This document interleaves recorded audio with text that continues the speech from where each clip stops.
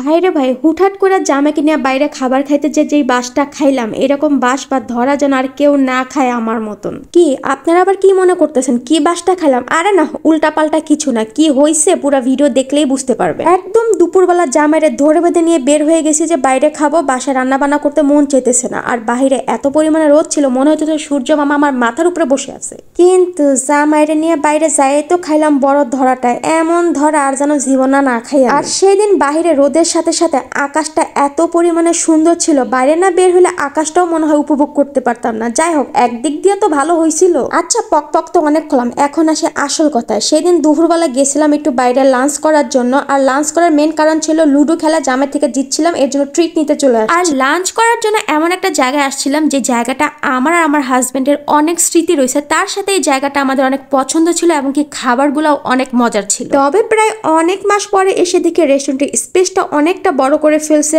আর এর মালিক যে ছিল সেও চেঞ্জ হয়ে গেছে। বিয়ের আগে আমার হাজবেন্ডের বাসা আর আমার অফিসে যাওয়ার পথে এই রেস্টুরেন্টটা একদম মাঝখানে পড়তো, তো আমরা প্রায় সময় এখানেই এসে বসতাম, খাওয়া দাওয়া করতাম, আড্ডা দিতাম। কিন্তু লাস্ট পর্যন্ত এই পছন্দের জায়গায় এসে যে আমি বড় ধরনের বাসটা খাবো, সেটাকে আমি আগের থেকে জানতাম নাকি আপনারাই বলেন? আমি তো এসে আমার পছন্দ মতন কয়েক রকমের খাবার অর্ডার দিছি, আর এখানের স্যুপটা আমার আর আমার জামের অনেক পছন্দ ছিল, কিন্তু আজকের স্যুপটা যে এত বাজে থাকবে আমি কখনোই ভাবি নাই। এছাড়াও আমি একটা নাগা উইংস অর্ডার করছিলাম, আমার কাছে তো নাগা উইংস মনে হয়েছে সুইট উইংস, এত পরিমাণে মিষ্টি হয়েছে। তার সাথে আমি একটা রাইস প্লেটও অর্ডার করছিলাম, তবে সব থেকে বেশি এই রাইস প্লেট অর্ডার করে আমার কষ্ট লাগছে, এর চিকেন এত পরিমাণে ভাজা ছিল আর দেখতে এত পরিমাণে নোংরা লাগতেছিল, মনে হইতেছিল কালা তেলে একদম ভাজা। এছাড়াও রাইস প্লেটের সাথে একটা গ্রিন সস দেয়, এই গ্রিন সসটাও এত পচা করে ফেলছে, মানে এত পরিমাণে লিকুইড করে ফেলছে, আর যেই মজাটা ছিল এটার মধ্যে সেই মজাটাও এখন আগের মতন নাই। শুধু যে আমার একাই খাবারগুলো পছন্দ হয় না এমন না, সেদিন দেখছি আরো একজনও খাবার নিয়ে অনেক কিছু বলতেছিল। যাই হোক, সর্বশেষ একটাই কথা বলবো, অনেক সাধারণ মানুষ মাঝে মধ্যে এরকম একটু বাইরে খাবার খেতে যায়,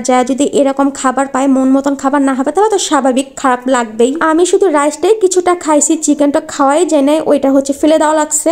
এছাড়াও ভাবছিলাম আমরা খাওয়া দাওয়া শেষ করে বাসার সবার জন্য পার্সেল নিব, যেহেতু বাসার সবাই আমাদের চিকেনটা অনেক পছন্দ করে, বাট এখানে চিকেনের যে বাজে অবস্থা দেখলাম, পার্সেল তো নেওয়া সম্ভবই না। দেন এখান থেকে বের হয়ে আমরা আলারাবিনে যেয়ে ওইখান থেকে কয়েকটা শর্মা নিয়ে গেছিলাম বাসার জন্য। কিছু করার নাই, এটাই তাদের ভাগ্যে ছিল।